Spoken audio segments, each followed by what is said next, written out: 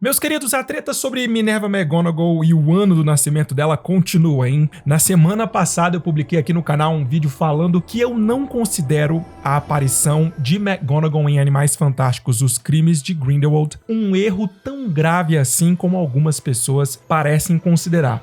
Muita gente entende que isso foi um retcon gravíssimo de Animais Fantásticos, mas nesse vídeo aqui eu vou provar para vocês de uma vez por todas que se de fato houve um retcon, isso aconteceu muito antes dos filmes de Animais Fantásticos. Na verdade, aconteceu ainda enquanto J.K. Rowling escrevia os livros de Harry Potter. Bora lá!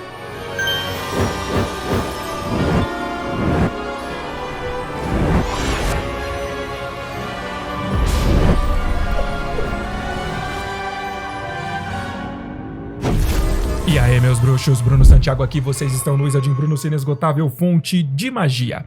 Na primeira parte da nossa treta pela linha do tempo da professora Minerva McGonagall, a gente viu o quanto a aparição dela nos filmes da franquia de Animais Fantásticos, especialmente em Os Crimes de Grindelwald, gerou controvérsia. A maior parte da crítica gira em torno do ano do nascimento da Minerva. Se Minerva McGonagall nasceu em 1935, como muitos interpretaram, como poderia ela estar lá atuando como professora em Hogwarts em 1927? E ainda mais cedo, né?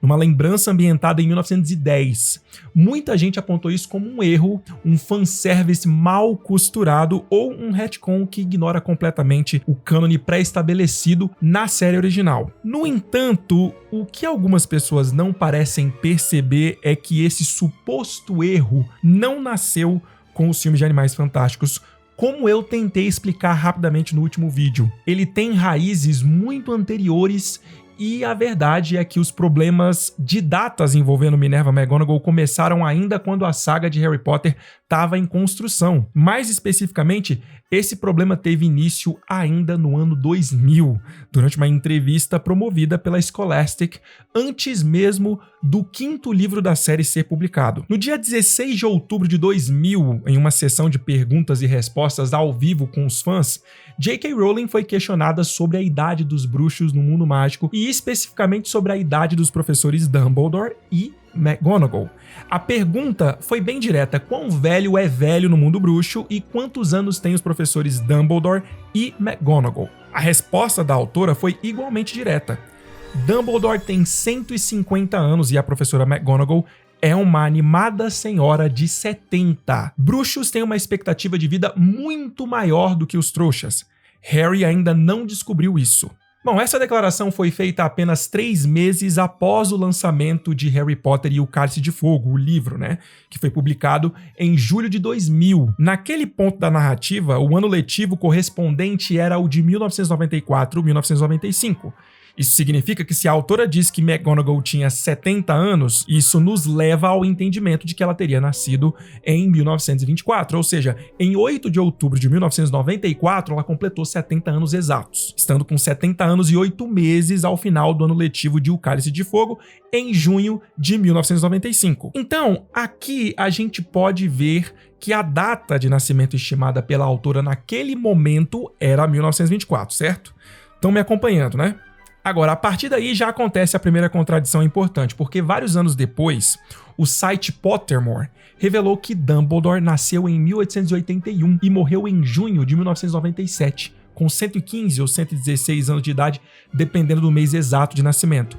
E essa informação invalida completamente a fala anterior da própria autora, segundo a qual ele teria 150 anos. Afinal, se Dumbledore tivesse realmente 150 anos no final do ano letivo de 1994 ou 1995, ou seja, ao final de Cálice de Fogo, isso indicaria que ele teria nascido por volta de 1845 ou 1846. Sendo assim, ao morrer em junho de 1997, a idade do Dumbledore teria sido de aproximadamente 152 ou 153 anos ao morrer. A discrepância é significativa e mostra de forma bem clara que J.K. Rowling nem sempre foi precisa ao lidar com datas e idades em entrevistas públicas, especialmente durante os anos em que o universo dela ainda estava em construção. E como se isso já não fosse o suficiente para deixar claro que as cronologias do mundo bruxo nunca foram tão exatas assim, uma outra fonte também contribui para essa confusão. Em novembro de 2002, a revista Sci-Fi News, edição 61, ano 6,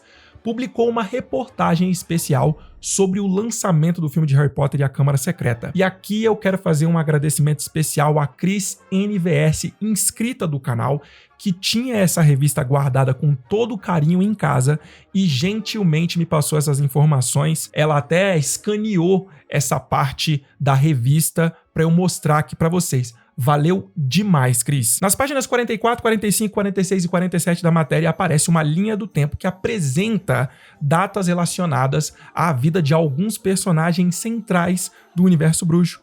E entre eles, adivinhem, lá está Minerva McGonagall com o ano de nascimento listado como 1920.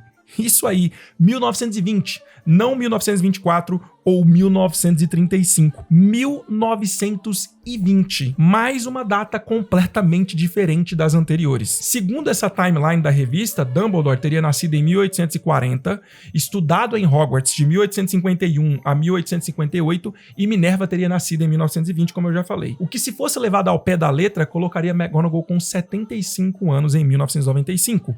Um pouco mais velha do que o cálculo que nasce da entrevista da autora, que seria 1924. Sinceramente, eu não sei se esse dado da Sci-Fi News pode ser considerado oficial ou canônico, afinal, é uma publicação de terceiros feita com base em informações disponíveis até então. Mas o simples fato dessa informação ter circulado entre os fãs, publicada numa revista especializada e distribuída comercialmente, só adiciona mais um ponto de confusão no já conturbado histórico cronológico aí da Minerva.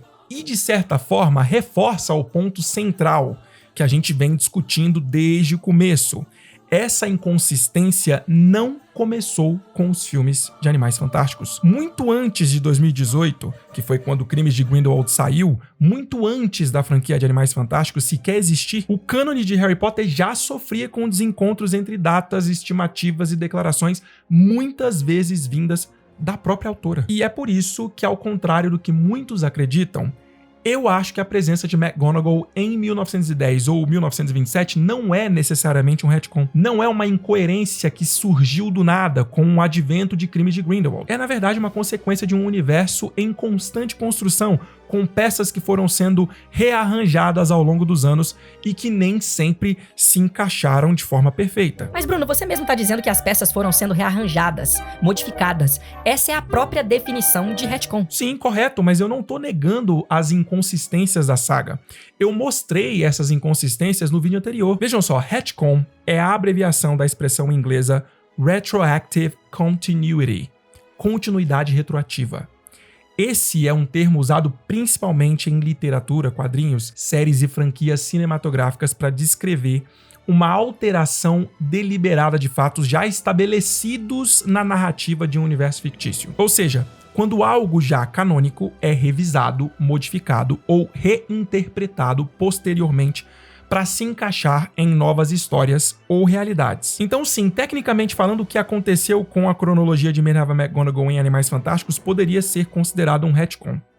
Mas isso, caso você parta do princípio de que a versão anterior era uma verdade estabelecida fixa e consistente no cânone. E eu mostrei para vocês no vídeo anterior, e tô reforçando de maneira ainda mais clara aqui, que o ano de nascimento de Minerva McGonagall nunca foi estabelecido de maneira fixa. O ano de 1935, aceito por muitos fãs, é só um cálculo que foi aceito aí pela comunidade e passado à frente como se fosse um fato canônico incontestável, quando na realidade não é. O que eu tô dizendo para vocês é que o retcon obviamente aconteceu, mas ele não aconteceu no advento de Animais Fantásticos e os Crimes de Grindelwald. Ele foi acontecendo ao longo da construção dos próprios livros de Harry Potter, muitos anos antes de Animais Fantásticos. E vejam, 3 anos após essa entrevista da J.K. Rowling, onde ela disse que Dumbledore tinha 150 anos e que a Minerva tinha 70, o 5º livro da série Harry Potter e a Ordem da Fênix foi publicado. Isso foi em 21 de junho de 2003. E é nesse livro que tem o tal diálogo entre Dolores Umbridge e Minerva McGonagall, que se tornou aí o ponto de referência principal para alguns fãs estimarem o ano de 1935 como o nascimento da professora. Agora, isso aqui vai ser sensacional. Vejam só, nesse mesmo livro, Ordem da Fênix, McGonagall é atacada por feitiços estuporantes e é levada ao Hospital St. Mungus. E saca só esse diálogo da Madame Pomfrey com o Harry. Potter, o que é que você pensa que está fazendo? Preciso ver a professora McGonagall, ofegou Harry, a respiração ferindo seus pulmões. Agora, é urgente. Ela não está aqui, Potter, respondeu a enfermeira tristonha. Foi transferida para o St. Mungus hoje de manhã. 4 feitiços estuporantes no peito na idade dela? É de admirar que não tenha morrido. Notem isso aqui. Isso aqui é maravilhoso, cara. 4 feitiços estuporantes no peito na idade dela? É de admirar que não tenha morrido. Meus queridos, se McGonagall realmente tivesse nascido em 4 de outubro de 1935, isso significaria que nesta ocasião aqui, na ocasião em que ela foi levada para o St. Mungus, ela teria 60 anos de idade. E 60 anos de idade definitivamente não é uma idade considerada avançada no mundo bruxo. Se Minerva tivesse mesmo nascido em 1935, essa reação da Madame Pomfrey não faria o menor sentido. É conhecido de praticamente todo fã de Harry Potter que a expectativa de vida natural dos bruxos é bem mais alta do que a dos trouxas. Vejam só o Dumbledore, por exemplo, ele morreu com 115 anos. E ele ainda estava ativo, lúcido, poderoso. Ele só morreu porque, primeiramente, ele tinha recebido uma maldição mortal do Anel de Gaunt. E como ele já sabia que iria morrer dentro de mais ou menos um ano, ele planejou a própria morte junto com Severo Snape. Ele poderia ter vivido muito mais do que isso. Ou seja, a reação de Madame Pomfrey aqui definitivamente indica que McGonagall já era consideravelmente mais velha, certamente já passando aí da casa dos 100 anos de idade. Então assim, como eu falei no vídeo anterior, juntando todos os elementos canônicos publicados pela própria autora, entrevistas, falas dos livros, datas dos filmes e textos do Pottermore, é possível traçar uma linha do tempo minimamente coerente. Não quer dizer que isso seja canônico. Só quer dizer que tem alguma coerência com tudo que já foi dito e mostrado sobre o assunto. Eu calculo, levando tudo isso em consideração, que Minerva McGonagall teria nascido em 4 de outubro de 1888. Depois disso, ela entrou em Hogwarts em setembro de 1900 por causa da regra de que os alunos só entram em Hogwarts com 11 anos completos, senão precisam esperar quase um ano para poder entrar na escola.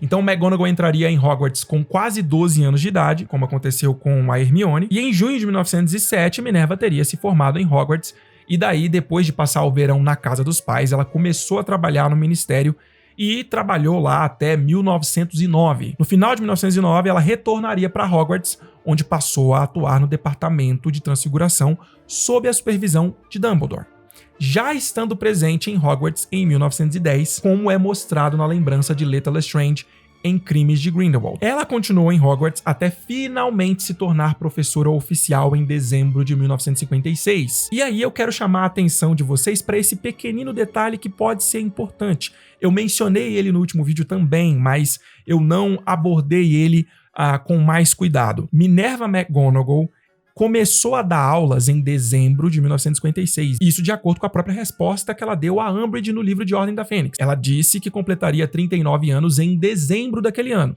Então ela começou a dar aula em dezembro, não no dia 1º de setembro, que é quando começa o ano letivo. Por quê? Por que ela começou a dar aulas em dezembro e não em setembro? Eu só consigo pensar que ela já trabalhava em Hogwarts mesmo. E como ela já estava lá, algo aconteceu que ela não começou a dar aula em setembro. Como ela já estava lá, ela só assumiu o cargo em dezembro. Sei lá, talvez algum professor ou professora deixou o cargo por alguma razão logo no início do ano letivo e ela simplesmente assumiu aí em dezembro ao invés de setembro. Isso mostra certa consistência, não só com os filmes de Animais Fantásticos, mas também com a resposta que ela dá para Umbridge em Ordem da Fênix, assim como também mostra consistência com a fala de Madame Pomfrey no mesmo livro e com os textos escritos pela autora por volta de 2015. Então assim, dizer que a participação de Minerva McGonagall em Animais Fantásticos é um erro é ignorar o fato de que a cronologia da personagem já havia sido revista, ajustada e complexificada pela própria J.K. Rowling muitos e muitos anos antes da estreia dos filmes de Animais Fantásticos. O que os filmes fizeram foi simplesmente dar corpo a algo que já estava nos textos canônicos desde 2015. O verdadeiro erro começou a ser cometido mesmo em 2000, quando a autora improvisou idades em uma entrevista ainda no meio do processo criativo da saga. A partir dali, tudo foi sendo ajustado. Sinceramente, o que eu sinto é que muita gente, até com alguma razão, não gosta dos filmes de Animais Fantásticos e pega aí qualquer oportunidade que encontra pra bater nesses filmes. Sabe, fica mais fácil culpar esses filmes do que admitir que, na verdade, esse erro não foi deles. O erro veio da própria saga original. Saca só, eu entendo, tá? Eu entendo quem não gosta desses filmes, mas a razão de Animais Fantásticos não serem lá essas coisas não é porque Minerva McGonagall tá presente neles. E isso foi aí um suposto retcon. Esses filmes têm vários problemas, mas esse definitivamente não é um deles. Esse problema aí surgiu muitos anos antes, como eu já mostrei pra vocês. O problema de Animais Fantásticos é simplesmente que os roteiros dos filmes, de modo geral, são fracos. E eles seriam assim com ou sem a Minerva aparecendo neles. Mas é isso, meus bruxos, eu não consigo ser mais claro ou mostrar mais evidências e provas do que essas que eu mostrei aqui pra vocês. Eu confesso que o vídeo anterior ficou meio confuso em alguns momentos, mas agora eu torço pra que todo mundo tenha entendido o que eu quis passar. Agora, deixa aí nos comentários qual que é a sua opinião sobre isso, porque The Treta Never Ends.